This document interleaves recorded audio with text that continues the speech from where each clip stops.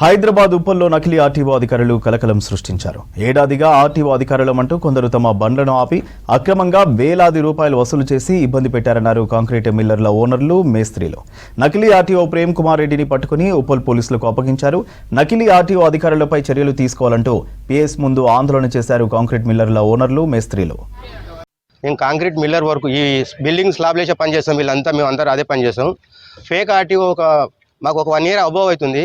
2000, 3000, 5000, 7000, 8000 ఎట్లా దొరికితే అట్లా తీసుకుంటున్నాడు. మేము ఆయన గురించి బాగా 2-3 రోజులు బాగా తిరిగినాము, దొరకలేదు. మాకు ఈ రోజు దొరికిండు. తీసుకొచ్చి ఈ పోలీస్ స్టేషన్లో అప్పచెప్పడం జరిగింది.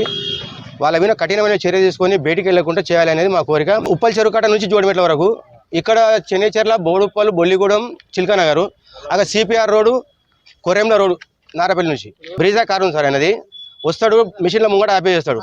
ఆపేసేసి నీ దాని మీద ఫైన్ ఉందని అడుగుతాడు. ఫైన్ ఉందని అంటే మా దగ్గర ఫైన్ ఏం లేదు, అన్ని క్లియర్గా ఉన్నాయని చెప్తాం. నీ వెనక ఎందుకు తీసుకోరా, ఈ మిషన్ దగ్గర తీసుకున్నావు అని చెప్పి అంటాడు. అవి తల్లి సార్ మేము పని పోయేటోళ్ళం, పని చేసుకుంటాం అంటే ఎంతో అంత ఇచ్చిపో అంటాడు.